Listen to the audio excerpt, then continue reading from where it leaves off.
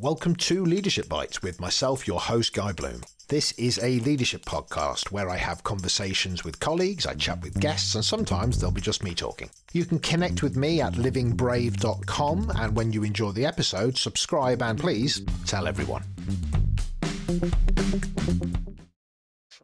We get to say, hell, I was just saying there, I want that taken out. So listen, Joel, absolutely fabulous to have you on this episode of Leadership Bites. Welcome. Thank you. It's a pleasure to be here with you. Well, I've got to the point now with 130 odd episodes that I only get people on who actually I feel are going to be genuinely challenging or exciting or bring value to an audience. Who, the first few episodes, I was just happy to have anybody on, but now I'm very selective. So it's great to have you here.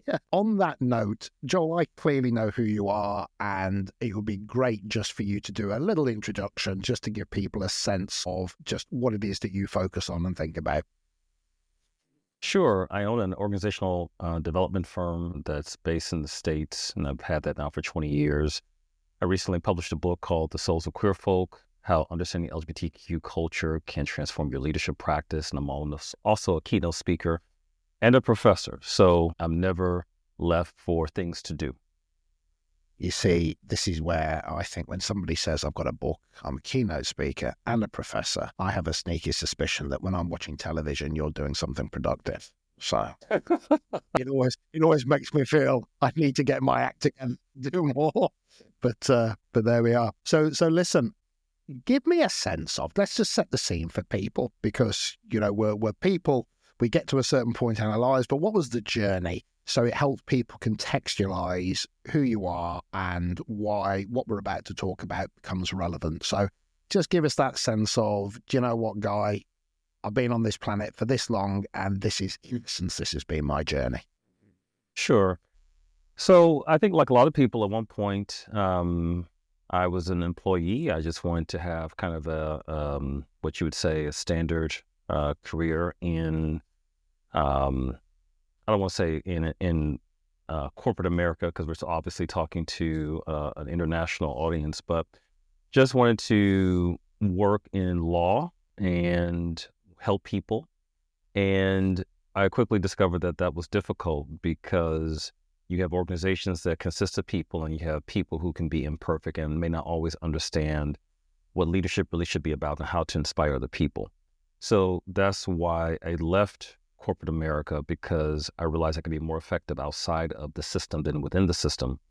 And then started to realize that this problem around leadership, or this topic of leadership, is there's a global pandemic and there's a global issue in terms of how we think about leadership and where we look to for inspiration, sources, information, and knowledge about leadership, but also how we practice leadership and who we hold up as being the leaders. And so that's kind of guided my journey, my life, to really think more clearly about what does it mean to be a leader? How do we help people to become better leaders? And how do we awaken the leadership spirit within everyone around us?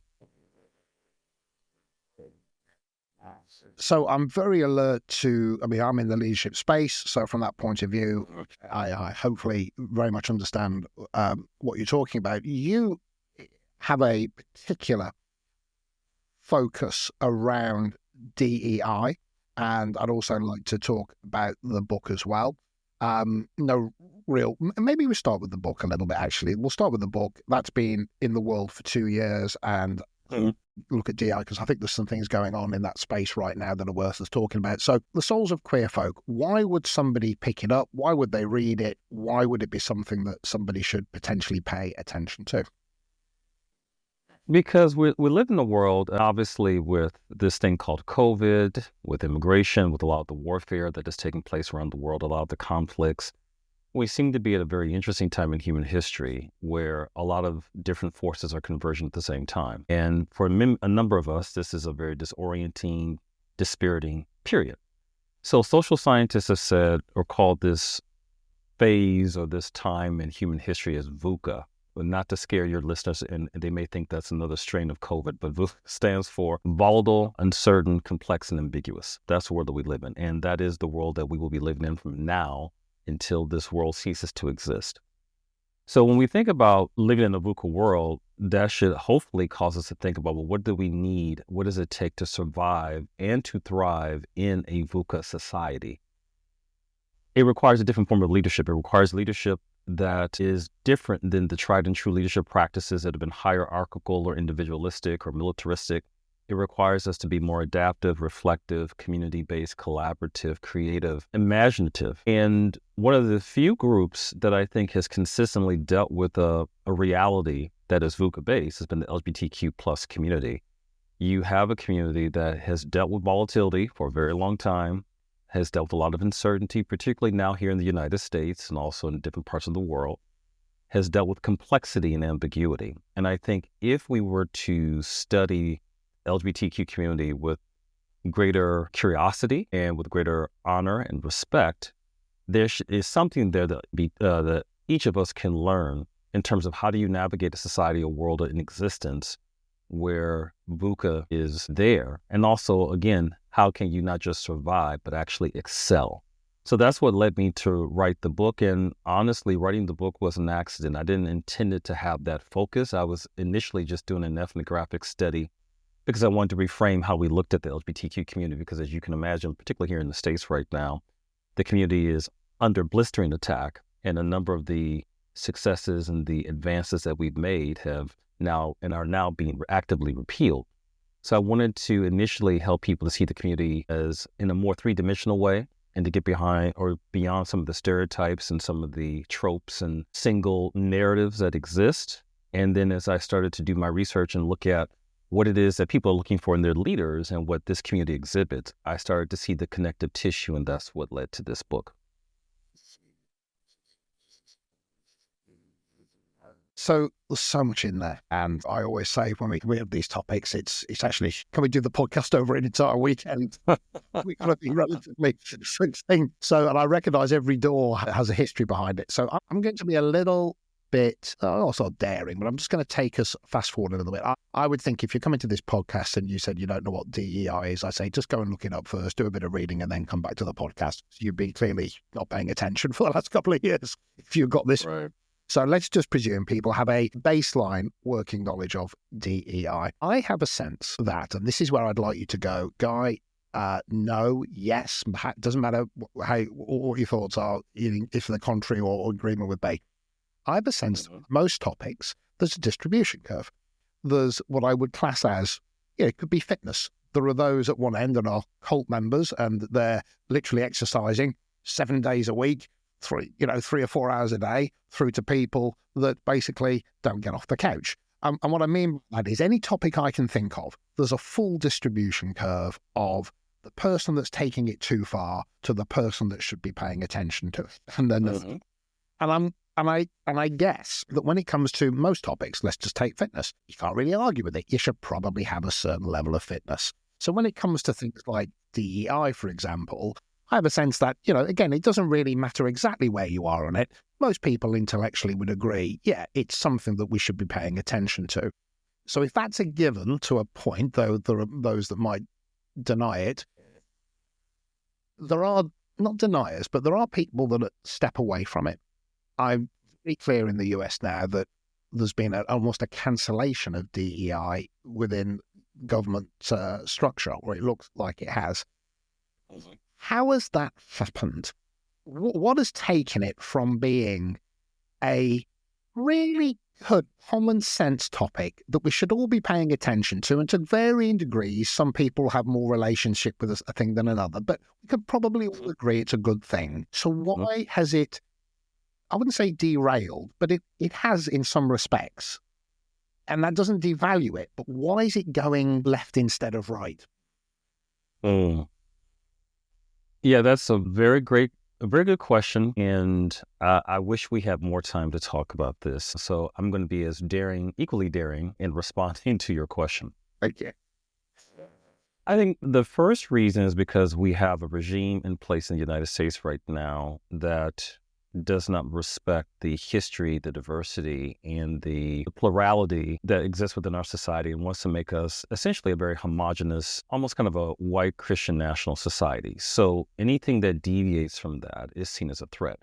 You have a number of people who operate with the mindset that if other people are succeeding, that means that I must be failing. So there's this zero-sum mentality that exists in the upper reaches of the United States government at this particular time that thinks that if we have people who are doing well, or not so much even doing well, but getting access, given opportunity, that somehow that takes away from the fabric of what this country is, which I think we're going to see is going to have disastrous consequences for the United States in that regard. So speaking more candidly and bluntly, there have been people who have fashioned DEI as this is only something that supports Black, Indigenous, people of color. This is only something that benefits women or people with disabilities or immigrants or people who are LGBTQ. But let's take a step back, because I think this is a good time for us as a society and as global citizens to understand what exactly are the purpose and what are the aims of DEI. First of all, I've yet to meet anyone, and I've not talked to everybody on the planet, but in traveling as extensively as I have yet to meet anyone who doesn't want to feel included. I've yet to meet anyone who doesn't want to feel respected, honored, and valued. So I think that's the first thing. The second thing that we have to realize is, and this is where I think Americans particularly suffer with their ethnocentrism, and I can say that as an American, that there are different realities. So for example, let's say I work for a company or an organization and I have peers in the UK, I have peers in India, I have peers and colleagues, let's say in Thailand. Recognizing that we all have a different way of working that actually does work is part of why it's important to make sure that we recognize the different realities, the different perspectives, and the different cultural ways of being that people bring to the table. So if I talk to you, for example, about leadership, teamwork, work ethic, creativity, the way that those things may be demonstrated in the UK may be different than how they're demonstrated in a particular slice of the US. It doesn't mean that they're wrong, because I'm sure that you have success, but then how do we create some alignment and make sure that everybody's working together? That is the essence of diversity. And in the US, there are 13 distinct regions that have different cultures, not to mention the 50 states, not to mention each city and town and village within each of those states. We're a very diverse country. So there has to be a mechanism to make sure that everybody's operating in one accord, people are working together, people are working effectively. The equity piece, so we talked about diversity, we've talked about inclusion. The equity piece comes into play when we recognize that not everybody is operating from the same place.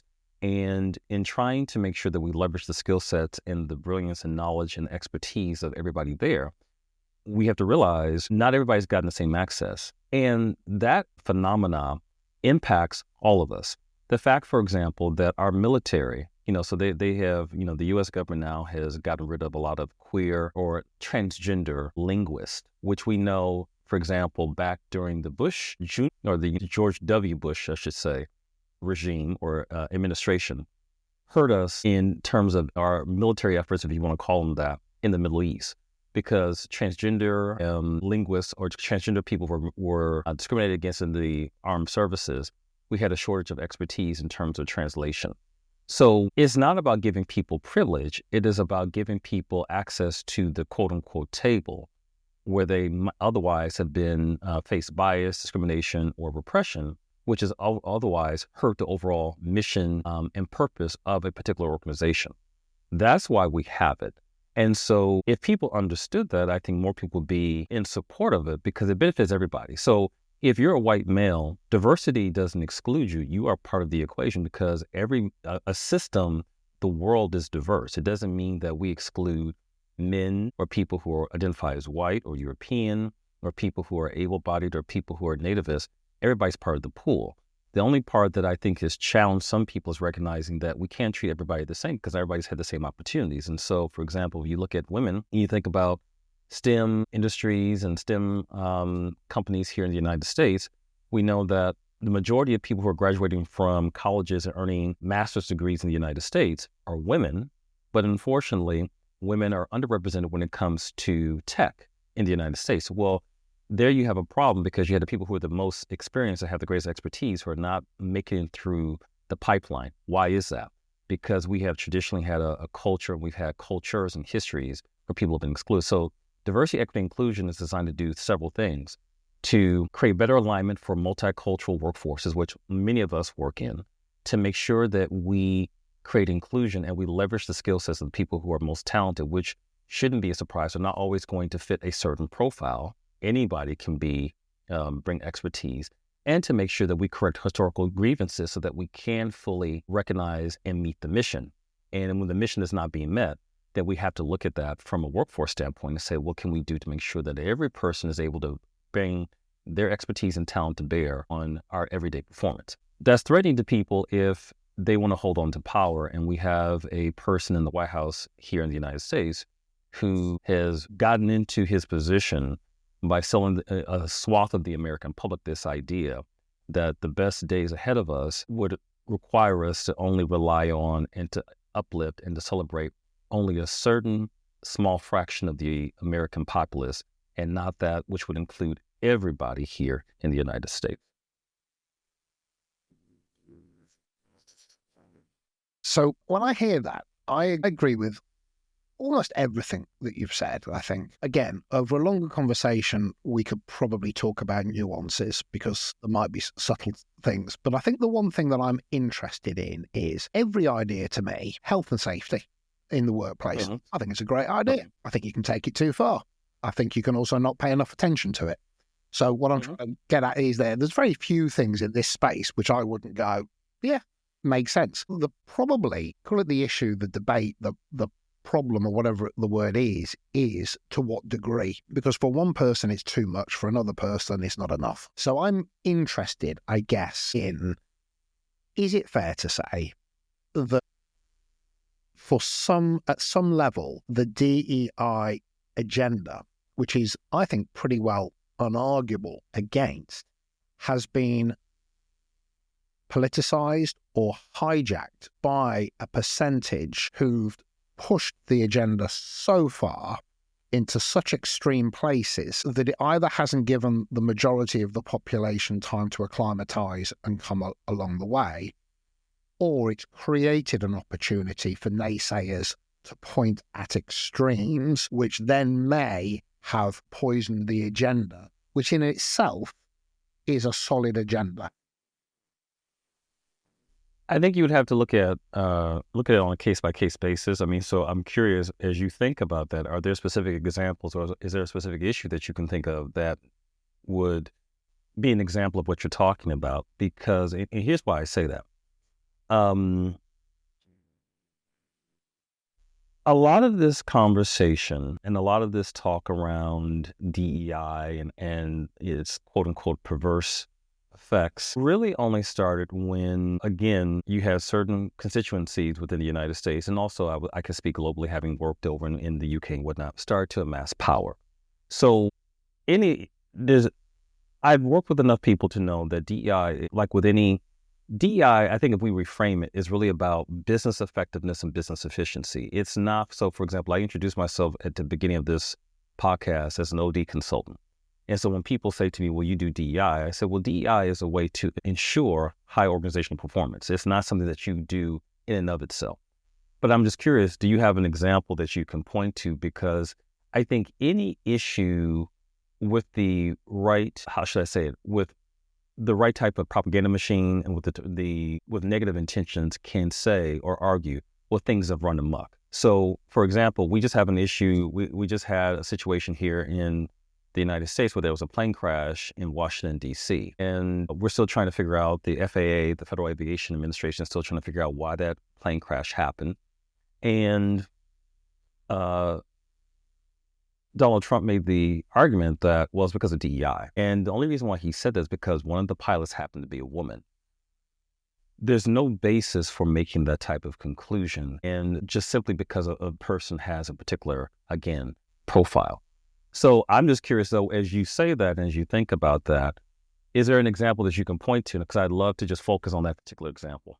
Yeah, and by the way, I'm offering the role of me on the podcast is I'm not actually going to necessarily give you my position. I'm going to offer what I see people that are maybe pushing back might point at. Sure. So, for example, I will hear people just, and again, this isn't necessarily just in the workplace, it's the entire topic. I will hear people say trans males in bathrooms. That's a no. I might hear people go, women firefighters, that's a no. Why? Well, they can't lift a 6'2", 20-stone man up. And there's a lady recently who said, as a female firefighter, if I have to lift you up as a male, then you've clearly got yourself into the wrong place. There's a list of little things like that I'm not even going to offer you my position on it, but what I know is that they highlight themselves forced hire or acceptance into universities, going for minorities that then exclude other larger groups from entry.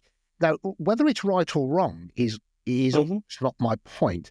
My point is that for some people, it's highlighted, I guess, as being one of the reasons that turns them off the topic, because the extreme of it, or whether or not it is the extreme, but the pointy end of it means that the general population who don't think about it that much, they see the highlights and it infects maybe their entire opinion on a topic that is 95% spot on.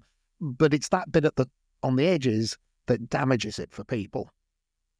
Right. So here's what I would say to any person raising these questions, okay, just for hypothetical sake or just for conversation's sake.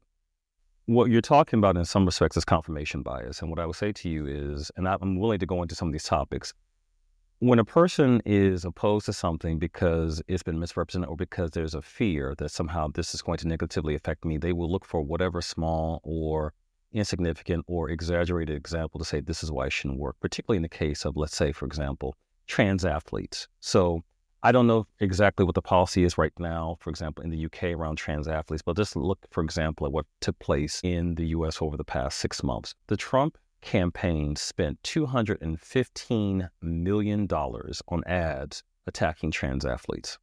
$215 million. At the collegiate level, there are, I believe, less than 5 trans athletes right now competing in women's sports. And keep in mind, there are trans athletes competing in men's sports, but it's not seen as being an issue in men's sports. It seems to be an issue in women's sports. So then, as part of the public, what I have to ask myself is, why is this conversation being elevated? Because it's designed to scare people. Now, I'm not here to suggest that any policy around the inclusion of trans athletes doesn't need to be scrutinized and doesn't need to be reviewed and revisited. But the point of DEI, or the point of, I would say, any type of policy, is to make sure that all of the affected constituents are there and have a seat at the table in formulating a new policy, and that the policy is done for the best interest of all, not the few, and it's not done just during a political season. When we talk about education, for example, because that's something that I've heard for as long as I've been around. So when I, for example, first went to school, I had a number of people suggest to me, well, you're here because of diversity, equity, inclusion. But at the time, they said affirmative action, which are two different things. So they were saying, you're here because you're here to fulfill a quota. You're here because you probably didn't meet the requisite requirements. And I heard that through every part of my educational journey. And I will say to your listeners, I have 2 doctorates. And so you think at some point those questions would desist, but they didn't. Here's what I would say to people on that particular issue. Admission into a university is discretionary. So essentially, when people are questioning whether people should be in a university, whether they should be in a college, they're basically saying they are entitled. No one is entitled to a position within a school. Decisions on admissions are based on a discretionary basis, and they're going to look at a number of different things. They're going to look at your academic record. They're going to look at your achievement. They're going to look at what you have done in the community. They're going to think about what type of impact you can be and what your vision is and how you plan to enhance the university community. If the idea is that a person, for example, who, let's say, and this is for anybody, if you come from a privileged background, and let's say you come from high school or the equivalent in the UK, you earn a 4.0, are you the type of person that I may want as a university admissions representative? Or am I looking at someone who, let's say, didn't have resources, didn't have as much money, but let's say has been able to come up or achieve a 3.5 grade point average with little resources, little family support? Who's more deserving? And so those are the philosophical questions that we have to ask about. And so for me, if I were in that position, what I'm looking at not just is whether a person can do good work, whether they've had a high GPA, what type of resilience are you showing? What type of leadership are you showing? What type of creativity? So underlying those very questions around education, for example, is this idea that certain people believe that they are entitled to a position in school. And I adamantly disagree with that whole idea. I am not suggesting that people should get into school if they haven't shown any type of work ethic and they haven't shown any type of mettle or resilience. But again, when these questions are asked, I think we have to dig a little bit deeper and deconstruct where exactly are they coming from. And in that particular instance, what is always interesting to me is that people have essentially said, there's a certain type of person who is deserving of the spot. And if I don't get in, that someone has stolen my spot, when no one is owed a particular spot when it comes to university admissions. All of these questions, I think, point to the fact that when we're having these types of discussions, none of these types of answers and conversations can fit into sound bites. They can't fit into commercials. And if the only way that we discuss these things is when they're on the news and when they're basically circulated in newspapers or whatnot, without actually talking to people about what is actually at stake and who's affected and what's actually taking place, then it becomes easy to fall back on, well, this is just happening because of DEI, and DEI is run amok, and we have people becoming too woke. And I think the questions are much deeper. And one of the things that I hope that we can do in our VUCA society is learn how to have more discernment, learn how to have deeper conversation, and learn how to appreciate nuance and context. And maybe that can help us to avoid some of the polarization that's been taking place. So I agree with you that it's a topic that has a lot of history and a lot of different positions around it. And I think that the more you talk about it, the more people can listen and understand it. I do have a sense that it's a lot more politicized in the US than it is in the UK. I think there's politic around it in the UK, but it feels that the questions that I'm asking you then bring in a political element to it as well, because by the sounds of it, and what I see being politicized by different parties. So it feels very present within the conversation. Yes and no. I mean, I think, and I would say to you, in conversations with my friends in the UK, I would argue they might have a different answer than what you just said in terms of how things are politicized. I think when we talk about things being politicized, I think if you come from a marginalized group, everything you do is politicized, because everything that you do is about requesting, seeking, equalizing power. And so therefore, because politics is about the distribution of power, what you do, what you say, how you act, what you seek to accumulate becomes seen as a political question, when really it's more about just human survival. It's really about just how do we get along in society. And yes, political parties will use this to score points and to get votes and whatnot. But I think these are some of the everyday questions that many people are dealing with, not just here in the US. I teach in France, for example. So I just want your viewers to know, as they're listening here, they don't think this is just an American guy who's never traveled outside the United States or studied abroad or worked abroad. I've been in 100 countries. I work overseas. I studied overseas. I probably will be moving overseas, just to be quite candid with you. And these issues do exist. We're having similar conversations in France. I've seen similar conversations in the UK. I've seen similar conversations in places like Singapore. I've heard similar conversations in places as far away as Brazil, Australia, South Africa, what have you. So I think the danger of what's happening in the United States is that people look to the United States not so much as a leader, but to say, well, what's actually working and what can we emulate or what can we simulate in other parts of the world if these issues do come up? And so a lot of what's happening here is tied to, and there's connection to, leaders such as Nigel Farage in the UK, Marine Le Pen, Orban in Hungary. So is it necessarily a political issue? I think they can be. Anything can be politicized, but I think these are deeper issues that are being raised when we think about how do we manage and how do we facilitate, again, these diverse societies, because the societies that we all live in now are a lot more diverse in many respects than they were just even 25 years ago due to immigration shifts. And so again, going back to that VUCA acronym, that complexity is what people are trying to solve for. And one of the ways that people are trying to solve for that diversity is through D&I. And there's no one sure shot solution. There's no one quick fix. And you have to make sure that all the parties are being treated fairly. At least I believe all parties should be treated fairly. I shouldn't say that's a common notion. And this is one of the reasons why these conversations, I think, are bubbling up and will become more commonplace no matter where you are around the world. So just one last question in this space before I sort of shift it into something else. Do you think there are any positions that people take in the world of DEI for those people that actively support it, that actually doesn't do the topic service?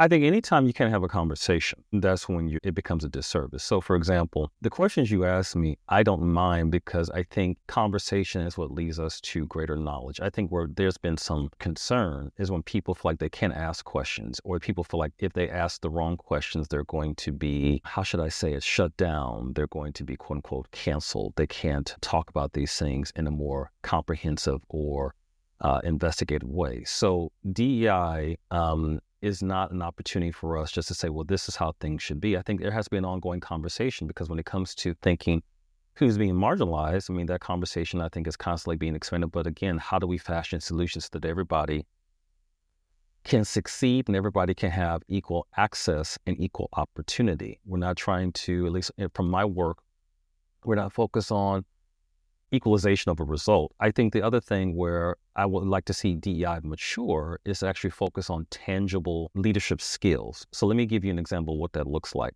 When I work with organizations and, people say, well, okay, I did, or I read a history lesson, so I understand why this is important, for example. I will say to them, okay, it's wonderful that you've understood this larger lesson, or you've read some history book. How does this actually impact the people within your organization? What can you show them that will help them to understand how they move from a place of understanding the quote unquote business case to actually understanding what are discrete business practices that will help them to improve their leadership skills, to be more effective, to make sure that they're supporting their customers and their stakeholders, and making sure that their teammates feel nurtured as well. That's where I think there's been a gap. That's where I think there's been some lack of focus and what I would say maturity. I would also say in terms of DEI, I see a number of organizations doing this work because they simply want to avoid being sued, or they want to avoid being on someone's, I can't say the word, but someone's list, if you will. That shows a lack of organizational maturity. The outfits, the organizations and the companies that do this work well, they understand that DEI is an integrated focus of what they do. And so it is there as part of helping the business to do well. It's not just something that's programmatic that you do during certain times of the year. It's not something that you just do from a compliance standpoint. And it's not just aspirational. So it's not just this thing that you do because it feels good, it sounds good. Hey, they're doing it in the States, they're doing it in the UK, they're doing it in places abroad. So let's try something different.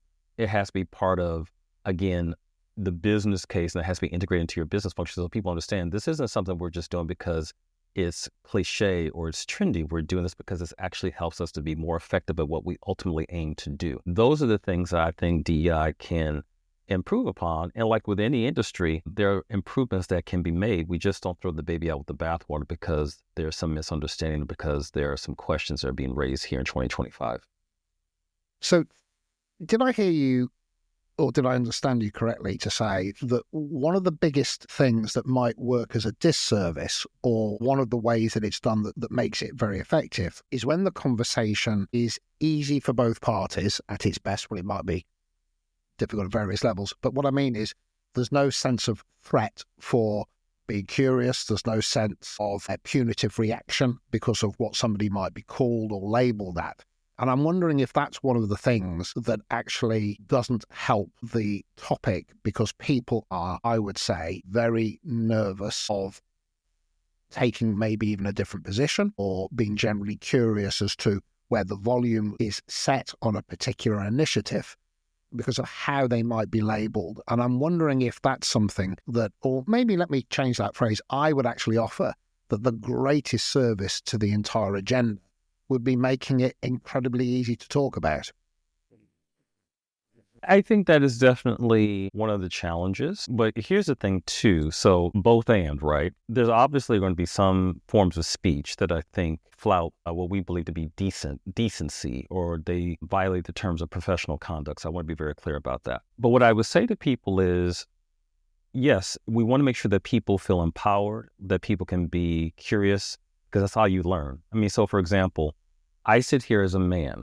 I would be loath to say that I understand, even as a consultant, even as a global citizen, even as someone who considers myself a womanist, a person who believes in equal rights, that I understand everything that there is to learn about women and their experience in business and what it's like to work in a unequal or patriarchal society. I think we have to be clear about that. So there's a certain, I would hope, amount of curiosity and latitude that I'm allowed as I'm trying to learn and be a better ally and to be a better leader myself in supporting women who might be either on my team or working in an organization that I support or partner with.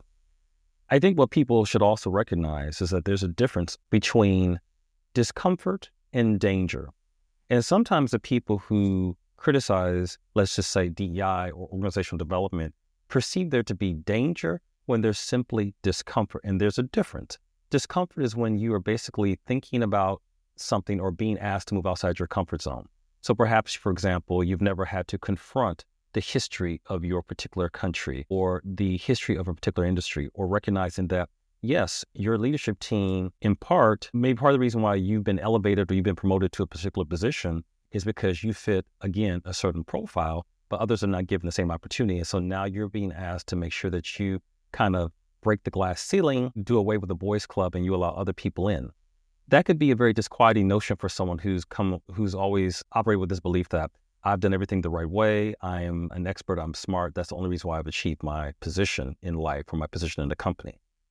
That's uncomfortable, but it doesn't mean that you're in danger. And so I also want people to understand that just because you are presented with some uncomfortable truths and an uncomfortable, let's say, obligation per se, or something that's not customary to say, we need to do business differently. I need to facilitate my leadership differently. I need to practice my leadership differently. It doesn't mean that you're at risk. There definitely are situations where I've seen, albeit few, where people have been afraid to ask questions because it's like the nail that's sticking up and there's a hammer there that's trying to pound it down. And I definitely think we do better when we allow conversation and we allow dialogue. And at some point with any business decision, you have to cut that dialogue off in order to move forward for the betterment of the organization. At the same time, I think there are a number of situations where people feel like they're in danger when really they're not in danger. They're just presented with some ideas and a philosophy and a way of being and doing that is unfamiliar to them. And for them, that feels dangerous, but it's really just helping them to adapt to a world that is bigger than the world that they may have been used to. See, I think two things are true. I think what you said is true, which is that, yes, some people will walk very eagerly and easily into that way of thinking because it just fits, it makes sense, it could be a revelation, and they go, bloomin' heck, every day's a school day, now I can look at this in a different way. And there will be those that resist for whatever reasons they have. But I think the point of my question was more, I wonder if there is the greatest thing that DEI could do would be to create an environment where, yes, if somebody is being challenged with a new concept or a new idea, I think you're absolutely right. The fact that it gives them stretch or even anxiety around having to reframe their perspective, that's okay.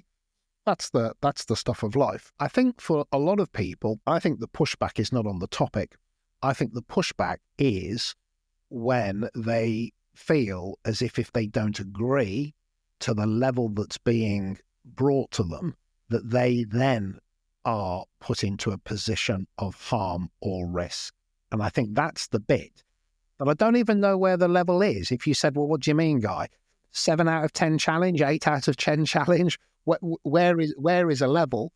And I'm wondering if, and back to my original point, as with any topic, I think you can do too much exercise and it's damaging for you. So what I mean by that is, where's the level? I think with DEI, I think you can take it so far that even if it might be intellectually correct to be incredibly, super fit and super DEI, actually, that's not a fit for everybody. And if you're holding the upper echelons of the topic as the only place to be, and if you're not there, then you're actually at fault. I think that's a struggle for some people. Listen, I may not be as fit as you, but I do jog a couple of times a week, versus, hey, what I mean is different people are going to have different settings. And I think the disservice comes for any topic, and very much so with DI, when actually I'm seen as wanting or failing or even at fault if I'm not where you are.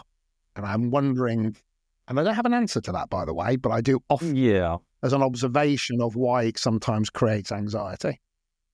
Yeah, and I just want to offer some context from my earlier comments. It's a both and, right? So it's not an either or. Let me give one clear example, because I think what helps with these conversations is to bring them down to the granular level so that people can understand, or there's some case studies that we can use to illustrate them. So let's talk, for example, about the idea of pronouns. So let's say, for example, you come from let's say, a background and you believe that there's only two genders. You can be a man or a woman, but there's no in between. And I tell you that my pronoun is they, them, theirs. And you say to me, well, I have my belief system and I feel like I'm having something forced upon me. Where that becomes tricky is you can still hold your belief system, but there also has to be some agreement as to how you interact with me. If I say to you, for example, please refer to me as Joel and not Dr. Joel, or if I say to you, don't refer to me in this particular way, I think I have a right to do that, right? And so where I've seen that particular argument, and I'm not saying that that's what you have in mind or that's where other people might be coming from. Joel, just for a second, it is that, because I wouldn't call you Dr. Joel if you asked me to. I'd call you Joel. If I said to you, I want you to call me Mr. Bloom, you go, well, I'm happy to call you Guy, but I'm not going to, you might go, yeah, I'm happy to call you. And by the way, rightly or wrongly, that's the bit where I think it gets sticky. So I think... And so I guess to that point, now, if, for example, if you said to me, call me Mr. Bloom, I would think it was, right, I would think it was odd. I would think it was different. By the way, right? Right. We probably would not have many conversations thereafter, but also from a inclusive standpoint, I have to recognize that's how you like to be referred to. And so it's not for me to impose on you what I would like to refer to you because it's about your name, how you want to be referenced.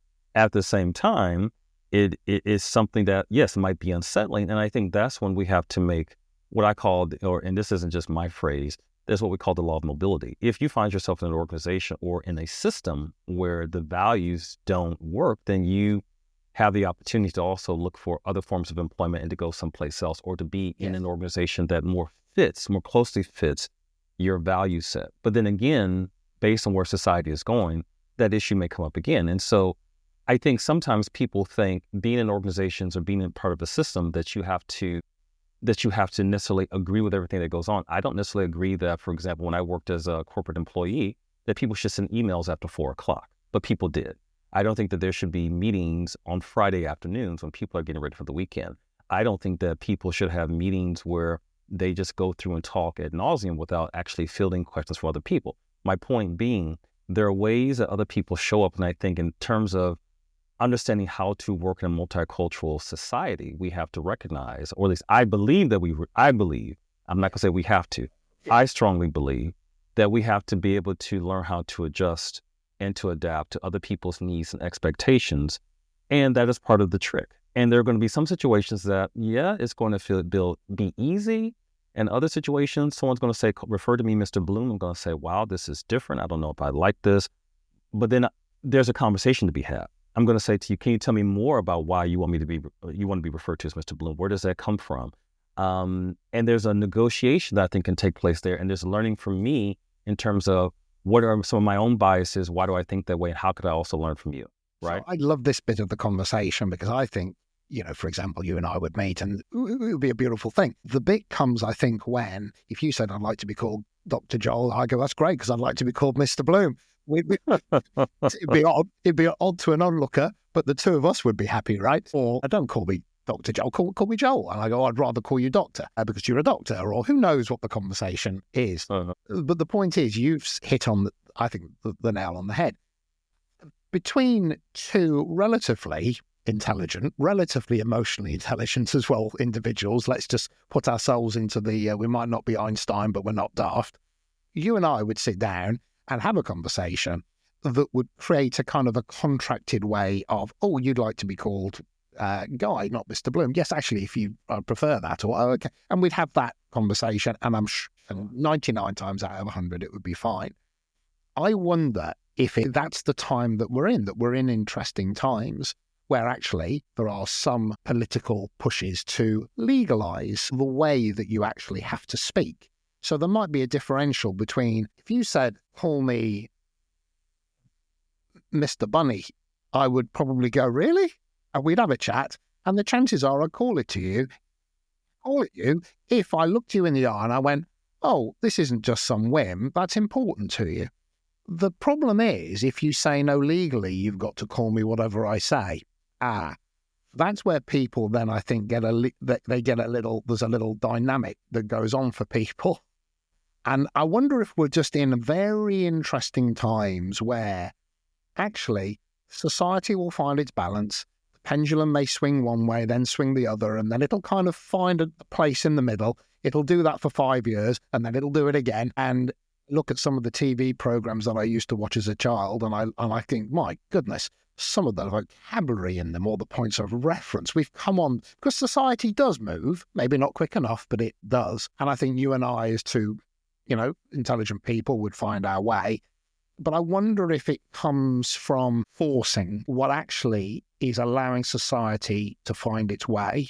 Because in some respects, things do need to be moved along. But the balance of time and the balance of making certain things legal or illegal, this is where, and maybe that's just part of the process, and in 5 years from now, but also no, that's when it does it a disservice. Again, I don't have the answers, but that's where I do see the pinch points, and that's where I do see the anxieties. Not between intelligent people having intelligent conversations, but people maybe that can't rationalise or don't think about it as much as we do, but they say, you can't tell me what to say.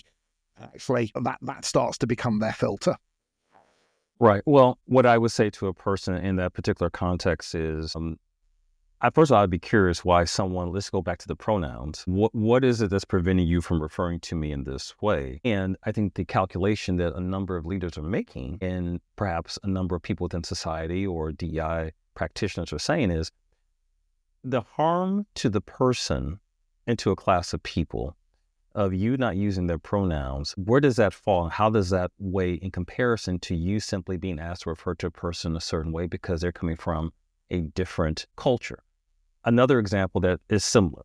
There have been situations where I'm sure either one of us might be in a room with someone from a different society, and it may be hard to pronounce their name.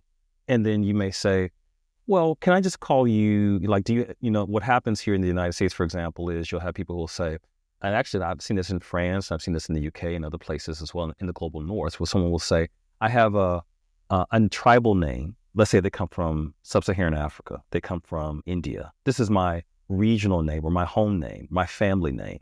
But here is my quote unquote external world name. But there might be situations where a person says, well, no, I want you not to call me Steve, Todd, Julie, Amy, Sarah. I want you to refer to me in this way. Do I, as a colleague, as a professor, as a student, as an employee, have the right therefore to say, because this is making me uncomfortable again, that therefore I should not oblige you simply because it's forcing me to step out of my comfort zone? And that's where I would say, once you walk outside the door of your home, what I would love for people to realize, and again, this is something I preach particularly here in the United States, the world is going to be different. There's a different set of rules. And I do think the ultimate goal is to help people in some way to show more grace and to receive more compassion as they wrestle with these realities.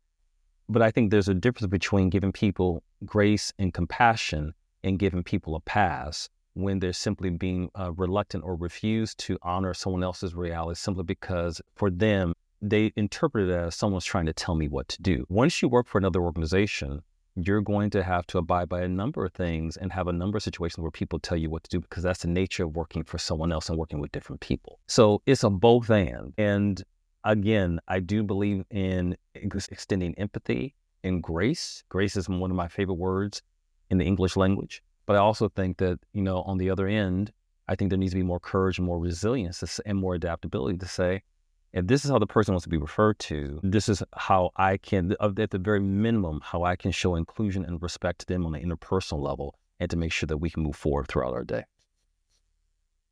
Yeah. So it's a complex thing. Right. I think it is. And listen, we teach, we have DI within our portfolio of what we actually do with our organisation. So I think the reason I wanted you on the show was not just to talk about DI in general, because there's a thousand things you can just do about that. It is this stuff around the edges about potentially where it becomes difficult for certain people. But I do like the word compassion. I think there is compassion for where people are, the age they are, the history they've had, the experiences that they've got, whatever it is. I think compassion goes a long way. And I think if I think about any topic where there's two sides. I think the one thing that both sides can do, sides is the wrong thing, but if there's people around a table, if there's 10 people around a table, then you've probably got 10 different people looking at the same topic from slightly different places and spaces. You know, if it was a fitness convention or a DEI convention and you take the 10 people, they'll all be at different levels and different places and spaces with the topic, even if they are fundamentally in agreement. So I think what I mean by that is not different sides, but the place that you're at. I think the one thing that I probably offer is the one thing that we should really all agree on is the quality of the conversation. Let's agree that regardless of if you're at a level 7, I'm a level 8 in believing it, or I'm yet even thinking, I'm not even thinking it's a good idea, or it doesn't matter where we are. That's a whole different thing. Or I'm a 10 and I still think we should do more. Again, it doesn't matter on any topic, but particularly with topics that have an element of sensitivity attached to them. I think the one big thing that we can say is let's all agree on quality and how we protect the quality of the conversation and actually understand that that's the thing that will move us forward. Not just the position that we've got, but the quality of the conversation that we have. And that to me is the gateway and the vehicle for wherever anybody gets to on the topic moving forward. And I'd just like to hear your thoughts on that, really. Yeah, I would say yes and. So, judging or taking that from the field of improv that some of my colleagues participate in. Yes, I think what we're really talking about to me is really about a growth mindset.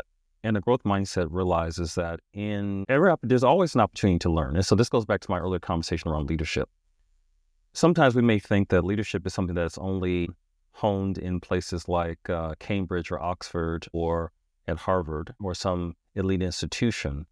But you can always learn, and leadership knowledge is passed on to us when we are sitting by ourselves, looking in the mirror, when we are in our family systems, when we work in our communities, when we sit in our organizations, and yes, when we act and participate in the world as global citizens. So I think we have to understand that.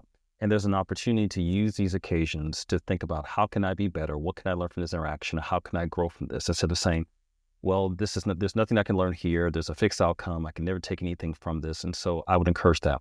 Here's what I would also say. The compassion and the grace need to be extended on both sides, because what we talk about as being a conversation really is impacting someone's livelihood. So I want to go back to the example we talked about before of, let's just talk about the pronouns. If I walk into an organization and let's say I'm non-binary or I'm trans, and someone is consistently referring to me in ways that other me or do not recognize who I am, that creates a condition in the situation where I feel like I can't be my best, I don't feel safe, which ultimately then impacts my performance, which then impacts the level of livelihood, the standard of living that I have, which ultimately may either lead to mental stress, mental health issues, me underperforming, me not earning as much, and me not living the life that I want and feeling some anxiety and stress. So the reason I bring that up is because oftentimes in these conversations, I'm not saying it from your standpoint, the focus is on the person who's learning, who's trying, who may not have reached a certain level of competency. And I don't even like the term competency, but someone who has not reached a level of practice, who is not as experienced. And I agree with that. But I think we also have to have the same level of compassion for those who are on the receiving end to say, the reason why these conversations are taking place is because people have had to fight for their livelihood and sometimes fight to make sure that they can still be among the living. This isn't just an exercise, an academic exercise or an intellectual exercise or just a philosophical debate.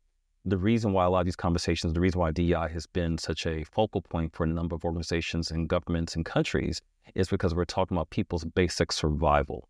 So it is a both and I think the grace and compassion needs to be shown.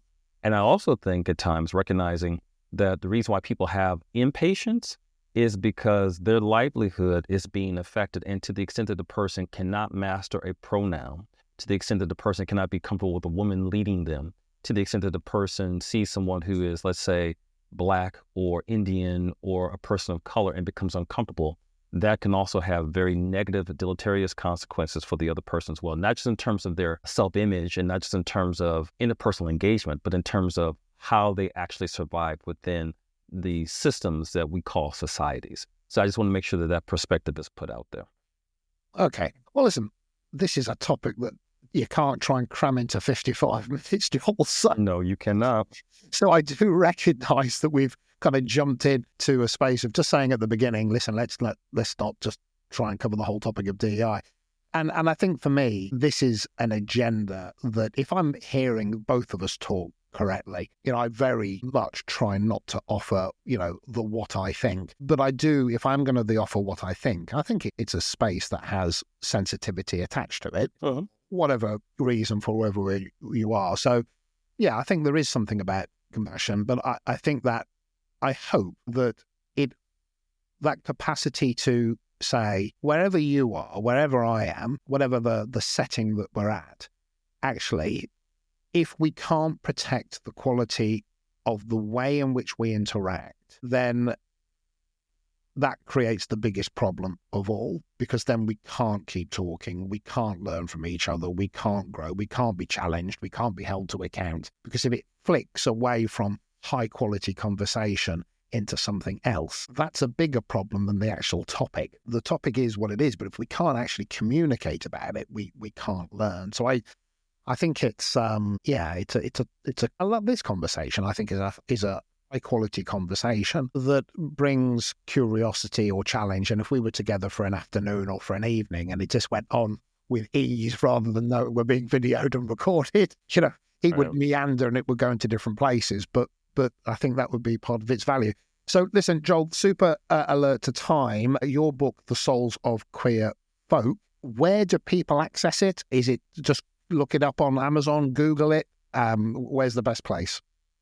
Yeah, I'm smiling because Amazon is has lost a little bit of favor here in the United States right now. But yes, you can find it on Amazon. You can find it on Barnes and Noble. You also find it on my website. I know the question out there probably exists in some quiet mind. If I'm not LGBTQ, how could I learn from this book? The wisdom that is offered by the LGBTQ community is universal. And so it's for anyone. And I would also say to people, the wisdom of the LGBTQ community has been forged by people from a variety of different backgrounds, perspectives, and cultures all around the world. So this isn't a single voice, but the wisdom is there for everyone to apply it. And I think people would be better off if they looked at our community and say, there's something here that we can take from everyone, particularly this community that has been dehumanized, that has been dismissed and degraded in many ways, and yet still continues to do well despite the circumstances we find ourselves in. Please visit any of those places. Please share it. The book is not meant to just What's your website, Joel? It is Numos. That's a Greek word. So it's spelled Papa, November, Echo, Uniform, Mary, Oscar, Sam.com. And I look forward to hearing from people. I love building community and continue these conversations. I think that's important. Fabulous. Well, I'll make sure all of that's in the notes that go with the show. Joel, you've been a joy. I knew this would be a great conversation. I knew I was getting somebody on that was smart, switched on, and knew what they were about, and you've absolutely not disappointed. So this is one of my favorite conversations. So I'm just going to say thank you from me and thank you from everybody that's listening. Very, very much appreciated. But do stay on. Thank you. Thank you. That's it, so I hope you enjoyed the episode. Please share so others get to hear about us, and subscribe so you keep up to date on new episodes. Also visit livingbrave.com if you want to connect with me and find out more about executive coaching, team effectiveness and changing culture. Oh, and of course you can buy my book Living Brave Leadership on Amazon. So on that note, see you soon.